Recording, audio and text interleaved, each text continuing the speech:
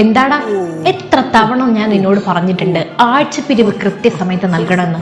ഇതുവരെ നീ പണം തന്നില്ലല്ലോ. അയ്യോ മാഡം, എന്നോട് ക്ഷമിക്കണം.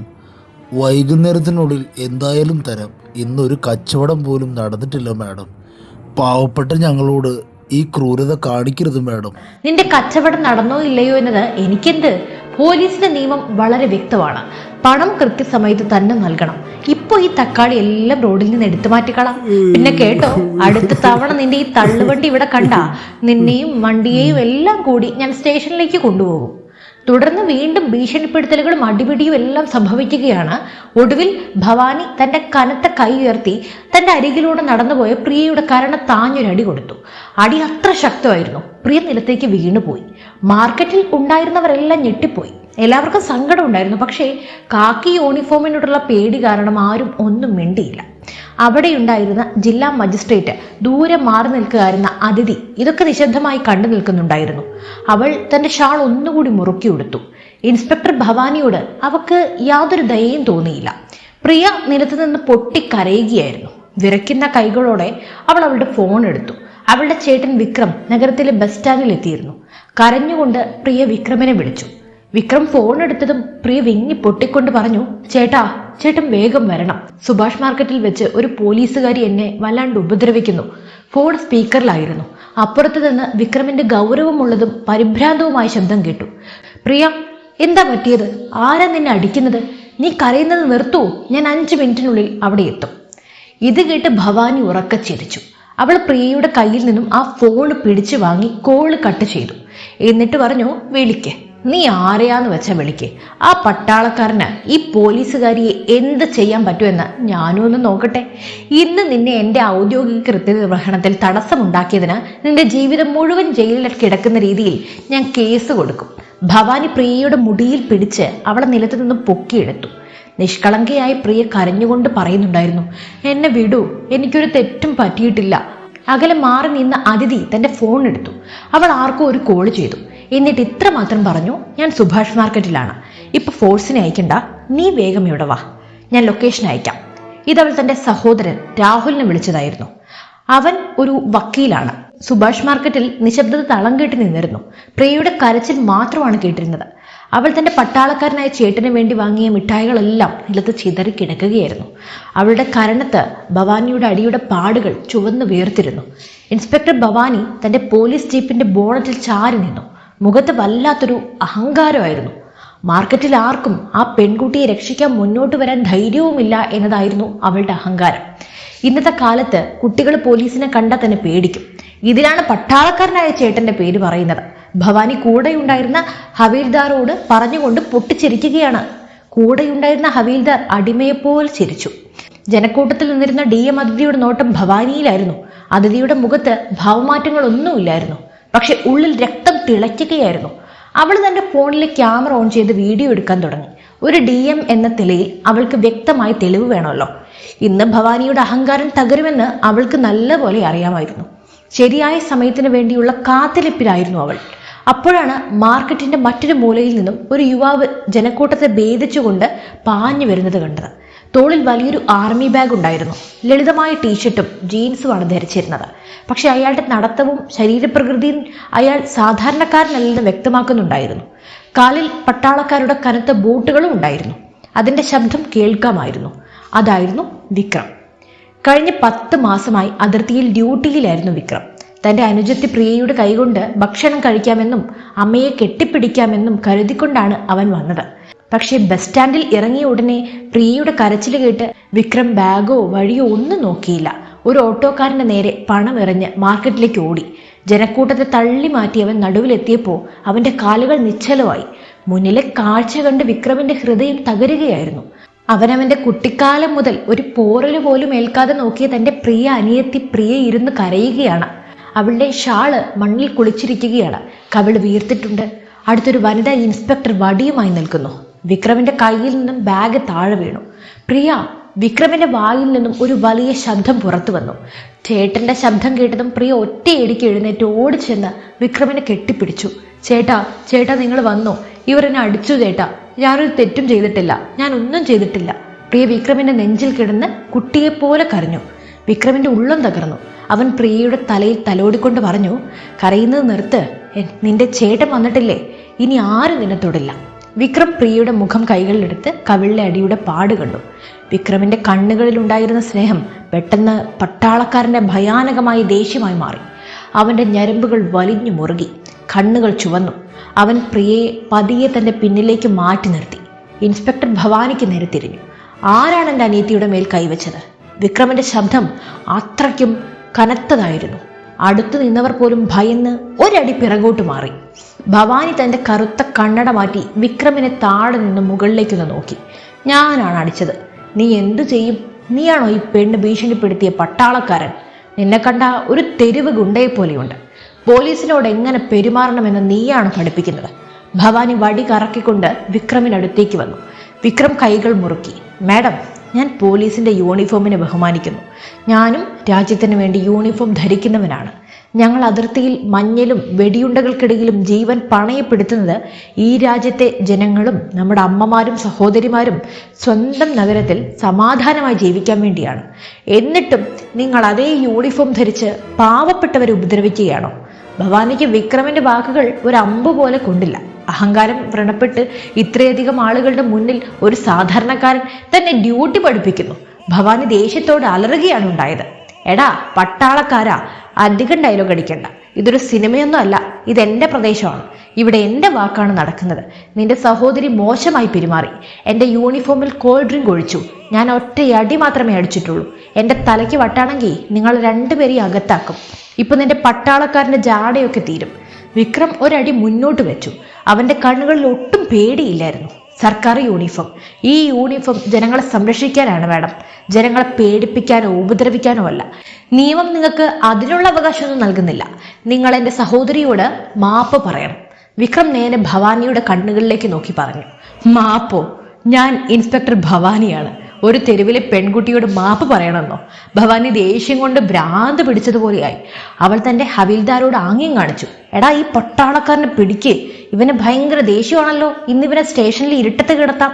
രണ്ടുപേരെയും ജീപ്പിൽ കയറ്റ്. പോലീസിനെ ആക്രമിച്ചു എന്ന് പറഞ്ഞ് കേസ് കൊടുക്കാം. രണ്ട് വലിയ ഹവീൽദാർമാർ വിക്രമിന് നേരെ നടന്നു വന്നു. ഒരാൾ വിക്രമിന്റെ കോളറിൽ പിടിക്കാൻ വേണ്ടി ശ്രമം നടത്തി. വിക്രം പെട്ടെന്ന് കൈ ഉയർത്തി ആ ഹവീൽദാറിന്റെ കൈ വളച്ചൊടിച്ചു. ഹവീൽദാർ വേദന കൊണ്ട് നിലവിളിച്ചു. വിക്രം അവനെ ചെറുതായി തള്ളിയപ്പോ അവൻ നേരെ ജീപ്പിൽ പോയി ഇടിച്ചു നിന്നു. ഞാൻ ആദ്യമേ പറഞ്ഞു, ഞാൻ ഈ യൂണിഫോമിനെ ബഹുമാനിക്കുന്നുണ്ട്. അതുകൊണ്ടാണ് ഇതുവരെ കൈ വെക്കാത്തത്. പക്ഷെ ആരെങ്കിലും എൻ്റെ സഹോദരിയെ തൊടാൻ ശ്രമിച്ചാൽ ഞാൻ പോലീസാണോ ഗുണ്ടയാണോ എന്ന് ഒന്നും നോക്കില്ല. വിക്രമന്റെ ശബ്ദം മാർക്കറ്റിലാകെ മുഴങ്ങി. ഇതോടെ ഭവാനിയുടെ ദേഷ്യം പരകോടിയിലെത്തി. മാർക്കറ്റിന്റെ മുന്നിൽ വെച്ച് അവൾ അപമാനിക്കപ്പെടുകയാണ്. അവൾ തന്റെ വടി മുറുക്കെ പിടിച്ച് നേരിട്ട് വിക്രമിന് നേരെ പാഞ്ഞു. അവൾ വിക്രമിന്റെ തലയിൽ വടി കൊണ്ട് അടിക്കാൻ തുടങ്ങിയതും പ്രിയ നിലവിളിച്ചു, ചേട്ടാ. ജനക്കൂട്ടത്തിൽ നിന്നിരുന്ന DM അതിഥിക്ക് അപ്പോ തോന്നി ഇനി സഹിക്കാനാവില്ല എന്ന്. അവളെ ഇനി വെറുതെ വിട്ടുകൂടാ. അതോടെ തന്നെ അതിഥി മുന്നോട്ടേക്ക് കുതിച്ചു. പക്ഷെ ഭവാനിയുടെ വടി വിക്രമിന്റെ തലയിൽ കൊള്ളുന്നതിന് മുമ്പേ തന്നെ, അല്ലെങ്കിൽ അതിഥി എത്തുന്നതിന് മുമ്പേ തന്നെ പെട്ടെന്നൊരു കൈ വന്ന് വടി വായുവിൽ വെച്ച് തന്നെ ശക്തമായി പിടിച്ചു. ഭവാനി വടി വലിച്ചെടുക്കാൻ ശ്രമിച്ചെങ്കിലും പിടി വളരെ ശക്തമായിരുന്നു. ഭവാനി ദേഷ്യത്തോടെ നോക്കി. ആരാണ് ഇൻസ്പെക്ടർ ഭവാനിയോട് വടി പിടിക്കാൻ മാത്രം ധൈര്യം കാണിച്ചതെന്ന്. മുഖത്തെ ശാന്തവും എന്നാൽ ആത്മവിശ്വാസവും ഉള്ള ചിരി. അതായിരുന്നു രാഹുൽ വക്കീൽ. രാഹുൽ ഭവാനിയുടെ വടി വിട്ടുകൊണ്ട് വളരെ ശാന്തമായി പറഞ്ഞു, ഗുഡ് ആഫ്റ്റർനൂൺ ഇൻസ്പെക്ടർ സാഹിബ്. പോലീസ് മാനുവലിന്റെ സെക്ഷൻ 46 പ്രകാരം ഒരു വനിതാ കോൺസ്റ്റബിൾ ഇല്ലാതെയും അറസ്റ്റ് വാറന്റ് ഇല്ലാതെയും പകൽ വെളിച്ചത്തിൽ ഈ പെൺകുട്ടിയെ അറസ്റ്റ് ചെയ്യാനോ തൊടാനോ നിങ്ങൾക്ക് അവകാശമില്ല. പിന്നെ ഈ പട്ടാളക്കാരന്റെ മേൽ വടിവെച്ചാൽ ഞാൻ നിങ്ങളുടെ മേൽ വധശ്രമത്തിന് കേസെടുക്കും. ഭവാനി രാഹുലിനെ കണ്ടതും കൂടുതൽ ദേഷ്യപ്പെട്ടു. നീ ആരടാ, എന്തിനാ ഇതിൻ്റെ ഇടയ്ക്ക് കയറുന്നത്?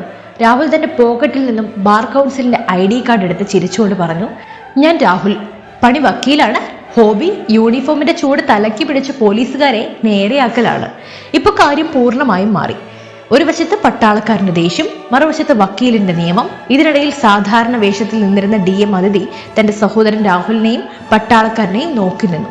അതിഥിയുടെ മുഖത്ത് നേരിയ ചിരി വിരിഞ്ഞു. മാർക്കറ്റ് ഇപ്പോഴും നിശബ്ദമാണ്. ഒരു വശത്ത് ദേഷ്യം കൊണ്ട് ചുവന്ന ഇൻസ്പെക്ടർ ഭവാനി. അവളുടെ കയ്യിലിരുന്ന വടി ഇപ്പോൾ രാഹുൽ വക്കീലിന്റെ കയ്യിലായിരുന്നു. രാഹുൽ ഭവാനിയുടെ കണ്ണുകളിലേക്ക് നോക്കി വടി ചെറുതായി ഞൊടിച്ചു വിട്ടു. ഭവാനി ആണെങ്കിൽ 2 അടി പുറകോട്ട് മാറി. ദേഷ്യം കൊണ്ട് അവളുടെ ശ്വാസം വേഗത്തിലായി. പിന്നെ ഭവാനി അലറി, നീയാണോടാ എന്നെ നിയമം പഠിപ്പിക്കുന്നത്? ചില്ലറ വക്കീലെ. നിന്നെപ്പോലെയുള്ളവർ കോടതിക്ക് പുറത്ത് 50 രൂപയ്ക്ക് അഫിഡവിറ്റ് ടൈപ്പ് ചെയ്ത് നടക്കുകയാണ്. നീയാണോ എന്നെ പഠിപ്പിക്കുന്നത് പോലീസിന്റെ പണി എന്താണെന്ന്? രാഹുൽ തന്റെ കോട്ടിന്റെ പോക്കറ്റിൽ കൈയിട്ട് വളരെ ശാന്തമായി പറഞ്ഞു, മാഡം, ഞാൻ എന്ത് ചെയ്യുന്നു എന്ന് അവിടെ നിൽക്കട്ടെ. നിങ്ങൾ എന്ത് ചെയ്യുന്നു എന്ന് നോക്കൂ. ഒന്നാമത്, നിങ്ങളൊരു നിഷ്കളങ്കയായ പെൺകുട്ടിയെ യാതൊരു കാരണവുമില്ലാതെ പരസ്യമായി തല്ലി. രണ്ടാമത്, അവളുടെ ചേട്ടൻ ഒരു പട്ടാളക്കാരൻ വന്ന് സംസാരിച്ചപ്പോൾ നിങ്ങൾ അയാളുടെ മേൽ വടി ഉയർത്തി. മൂന്നാമത്, രാഹുൽ ജനക്കൂട്ടത്തിന് നേരെ കൈ കാണിച്ചുകൊണ്ട് പറഞ്ഞു, ഇവിടെ നിൽക്കുന്ന പാവപ്പെട്ട പച്ചക്കറിക്കാരോട് നിങ്ങൾ ഹഫ്ത പിരിക്കുന്നു. ഇതെല്ലാം നിയമവിരുദ്ധമാണ്. ഞാൻ ഇപ്പോൾ നിങ്ങളുടെ മേൽ പരാതി നൽകിയാൽ നിങ്ങളുടെ ഈ യൂണിഫോം പോകാൻ 24 മണിക്കൂർ പോലും വേണ്ട. യൂണിഫോം നീ കളയോടാ? ഭവാനി ഉറക്ക ചിരിച്ചു. അവളുടെ ചിരിയിൽ അത്രയധികം അഹങ്കാരം ഉണ്ടായിരുന്നു. ഭവാനി തന്റെ കൈകൾ ഇടുപ്പിൽ വെച്ച് രാഹുലിന്റെ അടുത്ത് വന്ന് പറഞ്ഞു, എടാ വക്കീലെ, ചെവി തുറന്നു കേട്ടോ, ഇത് നിന്റെ കോടതി മുറിയല്ല. നിന്റെ ഈ പുസ്തകത്തിലെ നിയമം ഒന്നും ഇവിടെ നടക്കില്ല. ഇത് സുഭാഷ് മാർക്കറ്റാണ്. ഇവിടെ നിയമം നടപ്പിലാക്കുന്നത് ഞാനാണ്, എൻ്റെ വടി കൊണ്ടാണ്. അവൾ തന്റെ വടി രാഹുലിന്റെ നെഞ്ചിൽ കുത്തി. നീ പരാതിയുടെ കാര്യം പറയുന്നോ? പോയി പരാതി കൊടുക്ക്. ആർക്കാന്ന് വെച്ച് കൊടുക്ക്. SP-ക്കോ DIG-ക്കോ അതോ നേരിട്ട് DM-ന്റെ കാലിൽ വീഴൂ. ആ DM-ഉം CM-ഉം ഒക്കെ AC റൂമിലിരുന്ന് ഫയൽ ഒപ്പിടുന്നവരാണ്. റോഡിൽ രാജ്യം ഭരിക്കുന്നത് ഞങ്ങളാണ്. ഇവിടെ ഒരു DM-നും എന്നെ തടയാൻ വരാൻ പറ്റില്ല. ഭവാനി അലറിക്കൊണ്ട് പറഞ്ഞു. ജനക്കൂട്ടത്തിൽ നിന്നിരുന്ന DM അതിഥി ഇത് കേട്ടപ്പോൾ അവളുടെ മുഷ്ടി കൂടുതൽ മുറുക്കി.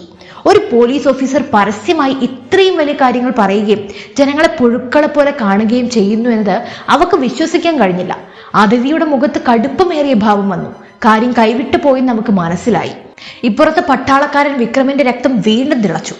അവൻ രാഹുലിന്റെ തോളിൽ കൈവച്ച് പറഞ്ഞു, വക്കീൽ സാർ, നിങ്ങൾ പുറകിലോട്ട് മാറി നിൽക്ക്.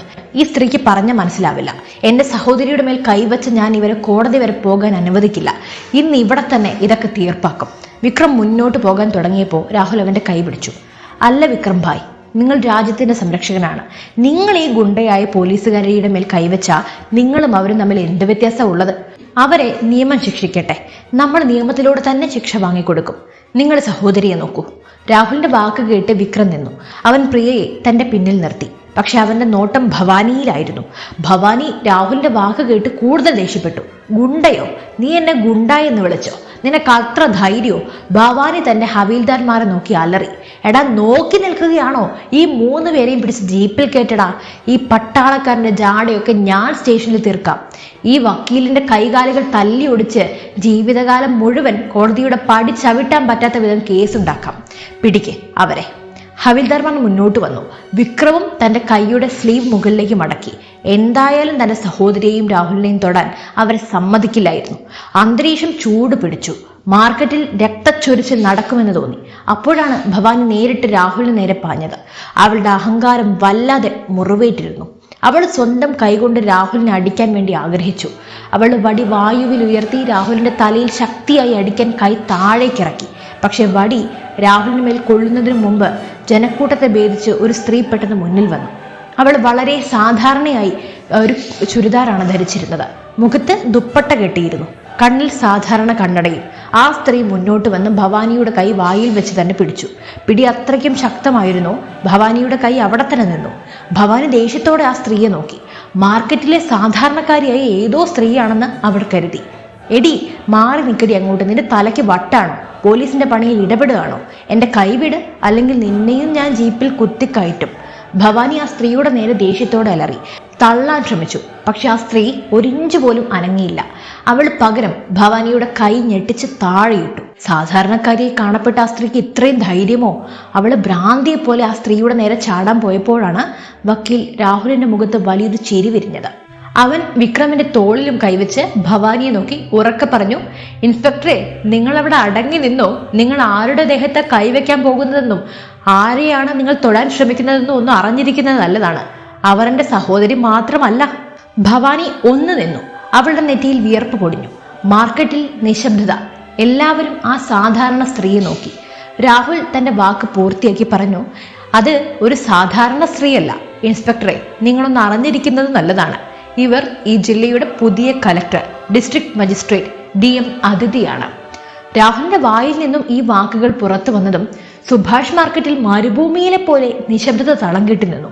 ദൂരെ നിന്നും ഇതൊക്കെ ഒരു തമാശ പോലെ കണ്ടു നിന്നവർ പോലും പ്രതിമകളെ പോലെ നിന്നുപോയി. ഭവാനിയുടെ കയ്യിൽ നിന്ന് അവളുടെ അഹങ്കാരമായ ആ വടി അത് താഴെ വീണു. ആ സാധാരണ ചുരിദാറും ധരിച്ച സ്ത്രീ പതിയെ മുഖത്തു നിന്നും ദുപ്പട്ട മാറ്റി ആ കണ്ണട അഴിച്ചു. അവളുടെ മുഖം വളരെ ശാന്തമായിരുന്നു. പക്ഷേ അവളുടെ കണ്ണുകളിൽ ഏതൊരു കള്ളനെയും പേടിപ്പെടുത്തുന്ന തിളക്കവും സത്യവും ഉണ്ടായിരുന്നു. അവൾ തന്റെ പോക്കറ്റിൽ നിന്നും ഔദ്യോഗിക ID കാർഡ് എടുത്ത് ഭവാനിയുടെ മുഖത്തിന് നേരെ കാണിച്ചു. ഡിസ്ട്രിക്ട് മജിസ്ട്രേറ്റ് അതിഥി ശർമ്മ. ഭവാനിയുടെ മുഖത്ത് നിറം വല്ലാതെ മാറിയിരിക്കുന്നു. ആരോ രക്തം ഊറ്റിയെടുത്തതുപോലെ. അവളുടെ നെറ്റിയിൽ വിയർപ്പിന്റെ തുള്ളികൾ തിളങ്ങി. കാലുകൾ വിറയ്ക്കാനും തുടങ്ങി. അല്പസമയം മുമ്പ് വരെ സിംഹത്തെ പോലെ നിന്ന് ഗർജിച്ച ഭവാനി ഇപ്പൊ പേടിച്ചരണ്ട പൂച്ചയെ പോലെയായി. മാഡം, അത് എനിക്കറിയില്ലായിരുന്നു. നിങ്ങൾ... ഭവാനിയുടെ വായിൽ നിന്ന് വാക്കുകൾ വരുന്നില്ലായിരുന്നു. അവളെ വിക്കിക്കൊണ്ട് പറഞ്ഞു. അതിഥി ID കാർഡ് നേരെ പോക്കറ്റിൽ വെച്ച് ഭവാനിയുടെ കണ്ണുകളിലേക്ക് നേരെ നോക്കി പറഞ്ഞു, നിനക്കറിയില്ലായിരുന്നു. അതായത് എന്റെ മുന്നിൽ ഒരു സാധാരണ സ്ത്രീ ആയിരുന്നുവെങ്കിൽ നീ അവളെ ക്രൂരമായി അടിക്കും ആയിരുന്നു അല്ലേ? നിന്റെ ശരീരത്തിൽ ഈ കാക്കി യൂണിഫോം ഉള്ളത് കൊണ്ട് മാത്രം. ഭവാനി തല താഴ്ത്തി. അവക്കൊന്നും പറയാൻ സാധിച്ചില്ല. നീ ഇപ്പോഴല്ലേ പറഞ്ഞത് ഇൻസ്പെക്ടർ DM AC റൂമിൽ ഇരുന്ന് ഫയൽ ഒപ്പിടുന്നവരാണെന്ന്? നീ എന്താ കരുതിയത്? സർക്കാർ നമുക്ക് തരുന്ന കസേര വെറുതെ വിശ്രമിക്കാനാണെന്നോ? ഞാൻ കഴിഞ്ഞ അരമണിക്കൂറായി നിന്റെ ഈ മാർക്കറ്റിലെ ഗുണ്ടായിസം കണ്ടുകൊണ്ടിരിക്കുകയായിരുന്നു. നീ ഒരു പാവപ്പെട്ട പച്ചക്കറിക്കടക്കാരന്റെ വണ്ടി മറച്ചിട്ടു. ഈ നിഷ്കളങ്കിയായ പെൺകുട്ടിയെ ഒരു കാരണവും കൂടാതെ അടിച്ചു. പിന്നെ ഒരു പട്ടാളക്കാരൻ സഹോദരിയെ രക്ഷിക്കാൻ വന്നപ്പോൾ നീ അയാളുടെ മേലും വടി ഉയർത്തി. അടുത്ത് നിന്നിരുന്ന ഹവീൽദാർമാർ വിക്രമിനെയും രാഹുലിനെയും പിടിക്കാൻ ചാടിക്കൊണ്ടിരുന്നവർ പേടിച്ച് രണ്ടടി പുറകോട്ട് മാറി. ഇന്ന് തങ്ങളുടെ മാഡത്തിന്റെ ജോലി പോകുമെന്ന് അവർക്ക് മനസ്സിലായി. അതിഥിയുടെ ശബ്ദം കൂടുതൽ കനുത്തു. ഈ യൂണിഫോം നീ ധരിച്ചിരിക്കുന്ന ഇത് ജനങ്ങളെ രക്ഷിക്കാൻ തന്നതാണ്, അവരുടെ അഹങ്കാരം കാണിക്കാനല്ല. നീ ഈ യൂണിഫോമിനെ പരസ്യമായി അപമാനിച്ചു. നിനക്ക് പോലീസ് ഡിപ്പാർട്ട്മെന്റിൽ തുടരാൻ യാതൊരു അർഹതയുമില്ല. ഭവാനി നിന്ന് കരയാൻ തുടങ്ങി. അവൾ കൈകൂപ്പി കരഞ്ഞു. മാഡം പ്ലീസ്, എന്നോട് ക്ഷമിക്കണം. എനിക്ക് വലിയ തെറ്റ് പറ്റിപ്പോയി. ഇനി ഇങ്ങനെ ഒരിക്കലും സംഭവിക്കില്ല മാഡം. എൻ്റെ ജോലി... അതിഥി അവളെ ഇടയ്ക്ക് വെച്ച് തടഞ്ഞു. ഇതൊരു തെറ്റല്ല ഇൻസ്പെക്ടർ, ഇതൊരു അഹങ്കാരമാണ്. അഹങ്കാരത്തിന് ഒരു മാപ്പുമില്ല, ശിക്ഷ മാത്രമേ ഉള്ളൂ. അതിഥി തന്റെ സഹോദരൻ രാഹുലിനെ നോക്കി പറഞ്ഞു, രാഹുൽ, SP സാറിനെ വിളിക്കേ. ഇൻസ്പെക്ടർ ഭവാനിയെ ഞാൻ ഓൺ ദി സ്പോട്ട് സസ്പെൻഡ് ചെയ്തു എന്ന് പറയും. ഇവർക്കെതിരെ ഡിപ്പാർട്ട്മെന്റിൽ അന്വേഷണം നടക്കുമെന്നും കൂടാതെ തന്റെ അധികാരം ദുരുപയോഗം ചെയ്തതിനും ഒരു സാധാരണ പൗരന്റെ മേൽ കൈവച്ചതിനും കേസും രജിസ്റ്റർ ചെയ്യും. ഇത് കേട്ടതും ഭവാനി നിലത്തേക്ക് വീട് കരയാൻ തുടങ്ങി. നിലവിളിച്ചു കരഞ്ഞു. പക്ഷേ മാർക്കറ്റിലുണ്ടായിരുന്ന ആർക്കും അവളോട് സഹതാപവും തോന്നിയില്ല, അനുകമ്പയും തോന്നിയില്ല. ഇന്ന് ദൈവം ശരിയായ നീതി നടപ്പിലാക്കി എന്നാണ് എല്ലാവർക്കും തോന്നിയത്. അതിഥി ഭവാനിയുടെ നേരെ നിന്ന് തിരിഞ്ഞ് പ്രിയയുടെ അടുത്തേക്ക് പോയി. പ്രിയ ഇപ്പോഴും പേടിച്ച് വിറച്ച് വിക്രമിന്റെ പിന്നിൽ നിൽക്കുകയായിരുന്നു. അതിഥിയുടെ മുഖത്ത് ഇപ്പോൾ ദേഷ്യമില്ലായിരുന്നു. അവളുടെ മുഖത്ത് ഒരു ചേച്ചിയുടെ സ്നേഹം മാത്രമായിരുന്നു ഉണ്ടായിരുന്നത്. അവൾ നേരെ പ്രിയയുടെ അടുത്ത് ചെന്ന് വളരെ മൃദുവായി അവളുടെ 2 കൈകളും പിടിച്ചു. എന്നോട് ക്ഷമിക്കും മോളെ, അതിഥി വളരെ വികാരപരിധിയായ ശബ്ദത്തിൽ പറഞ്ഞു. ഭരണകൂടത്തിന്റെയും പോലീസിന്റെയും പേരിൽ ഞാൻ നിന്നോട് ക്ഷമ ചോദിക്കുന്നു. നീ നിന്റെ പട്ടാളക്കാരനായ ചേട്ടന് വേണ്ടി സന്തോഷത്തോടെ മിഠായികൾ വാങ്ങി വന്നതാണ്. എന്നിട്ട് നിനക്കിതൊക്കെ സഹിക്കേണ്ടി വന്നില്ലേ? ഈ പാട്, പ്രിയയുടെ കവിളിലെ പാടിലേക്ക് വിരൽ ചൂണ്ടിക്കൊണ്ട്, നിന്റെ കവിളിലല്ല, നമ്മുടെ സിസ്റ്റത്തിന്റെ മുഖത്തുള്ള അടിയാണ്. പക്ഷെ ഞാൻ വാഗ്ദാനം ചെയ്യുന്നു, ഇനി ഈ നഗരത്തിൽ ഒരു പോലീസുകാരനും ഒരു പാവപ്പെട്ടവന്റെ മേൽ കൈവെക്കുന്നതിന് മുമ്പ് 1000 തവണ ചിന്തിക്കും. ഇത് കേട്ട് പ്രിയയുടെ കണ്ണുകളിൽ നിന്നും കണ്ണുനീരൊഴുകി. അവൾ പതിയെ തലയാട്ടി അതിഥിയെ നോക്കി ചിരിച്ചു. അവൾക്കിപ്പോൾ വലിയൊരു ആശ്വാസമാണ് തോന്നിയത്. പിന്നെ അതിഥി വിക്രമിന് നേരെ തിരിഞ്ഞു. വിക്രമിന്റെ കണ്ണുകളിൽ അപ്പോൾ ദേഷ്യമല്ല, അതിഥിയോട് വലിയ ബഹുമാനമായിരുന്നു ഉണ്ടായിരുന്നത്. അതിഥി പുറകോട്ട് മാറി വിക്രമിനെ നോക്കി. പൂർണ്ണ ബഹുമാനത്തോടെ തന്റെ വലത് കൈ ഉയർത്തി ഒരു ഗംഭീര സല്യൂട്ടാണ് നൽകിയത്. നിങ്ങൾ അതിർത്തിയിൽ മഞ്ഞിലും വെടിയുണ്ടകൾക്കിടയിലും നിന്ന് ഈ രാജ്യത്തെ സംരക്ഷിക്കുന്ന വ്യക്തിയാണ്. വിക്രം, നിങ്ങൾ നമ്മുടെ യഥാർത്ഥ കവചമാണ്, സുരക്ഷാ കവചം. അതിഥി പറഞ്ഞു. നിങ്ങൾ അവിടെ ഞങ്ങൾക്കായി പോരാടുമ്പോൾ നിങ്ങളുടെ പിന്നിൽ നിങ്ങളുടെ കുടുംബം ഇവിടെ സ്വന്തം നഗരത്തിൽ സുരക്ഷിതരാണെന്ന് ഉറപ്പാക്കുക എന്നത് ഞങ്ങളുടെ ഉത്തരവാദിത്വമാണ്. ഇന്ന് നടന്നത് ഞാൻ ഖേദിക്കുന്നു. നിങ്ങൾ സഹോദരിയെ കൂട്ടി അഭിമാനത്തോടെ തന്നെ വീട്ടിലേക്ക് പോകൂ. ഇന്നു മുതൽ ഭവാനി നിങ്ങളെ ശല്യപ്പെടുത്തില്ല. വിക്രമിന്റെ നെഞ്ച് അഭിമാനം കൊണ്ട് വിങ്ങി. അവനും പട്ടാളക്കാരന്റെ സ്റ്റൈലിൽ അതിഥിക്ക് സല്യൂട്ട് മടക്കി നൽകി. ജയ് ഹിന്ദ് മാഡം. ഇന്ന് നിങ്ങൾ ഇവിടെ തെളിയിച്ചു, ഒരു ശരിയായ ഓഫീസർ ആ കസേരയിൽ ഇരിക്കുമ്പോൾ സാധാരണ ജനങ്ങൾക്ക് ആരെയും ഭയക്കേണ്ടി വരില്ല എന്ന്. രാഹുൽ വിക്രമിന് കൈകൊടുത്ത് പറഞ്ഞു, ചേട്ടാ, അവധി ആഘോഷിക്കൂ, സഹോദരിയുടെ കൈകൊണ്ട് നല്ല ഭക്ഷണം കഴിക്കൂ. എന്തെങ്കിലും നിയമപരമായ സഹായം വേണമെങ്കിൽ തീർച്ചയായും നിങ്ങൾക്ക് ഈ സഹോദരൻ എപ്പോഴും കൂടെ ഉണ്ടാവും. വിക്രം ചിരിച്ചുകൊണ്ട് രാഹുലിനെ കെട്ടിപ്പിടിച്ചു. അവൻ നിലത്ത് നിന്ന് തന്റെ സഹോദരിയുടെ മിഠായികളും ആർമി ബാഗും എടുത്തു. അവൻ പ്രിയയുടെ കൈ പിടിച്ച് മാർക്കറ്റിന് പുറത്തേക്ക് നടന്നു നീങ്ങി. അതിഥിയും രാഹുലും അവർ പോകുന്നത് നോക്കി നിന്നു. രണ്ട് സഹോദരങ്ങളുടെയും മുഖത്ത് സംതൃപ്തിയുള്ള ഒരു ചിരി ഉണ്ടായിരുന്നു. വിക്രമും പ്രിയയും അവിടെ നിന്ന് പോയ ഉടനെ തന്നെ മാർക്കറ്റിലാകെ പെട്ടെന്ന് ഉറക്കെ കയ്യടികൾ ഉയർന്നു. പച്ചക്കറിക്കാരും ഓട്ടോക്കാരും വ്യാപാരികളും അവിടെ ഉണ്ടായിരുന്ന സ്ത്രീകളും എല്ലാവരും സന്തോഷത്തോടെ കൈയടിക്കുകയായിരുന്നു. ഇന്നവർ സ്വന്തം കണ്ണുകൾക്ക് മുന്നിൽ സത്യത്തിന്റെ വിജയവും ഒരു യഥാർത്ഥ ഓഫീസറുടെ ശക്തിയും കണ്ടു. നിലത്തിരുന്ന ഭവാനിയാണെങ്കിൽ മുഖം മറച്ചിരുന്ന് കരയുകയായിരുന്നു. അതിഥി തന്റെ സഹോദരൻ രാഹുലിനൊപ്പം തന്റെ കാറിലേക്ക് നടന്നു. നഗരത്തിന് അതിന്റെ പുതിയ സംരക്ഷകൻ ലഭിച്ചു കഴിഞ്ഞിരുന്നു. അത് കാക്കിയിലായിരുന്നില്ല, മറിച്ച് ഒരു സാധാരണ വേഷത്തിലായിരുന്നു. അപ്പോ പ്രിയപ്പെട്ട സുഹൃത്തുക്കളെ, ഈ കഥ വിനോദത്തിനും വിദ്യാഭ്യാസത്തിനും വേണ്ടി മാത്രം നിർമ്മിച്ചതാണ്. ഇതിൽ കാണിച്ചിരിക്കുന്ന എല്ലാ കഥാപാത്രങ്ങളും സംഭവങ്ങളും തികച്ചും സാങ്കല്പികം മാത്രമാണ്.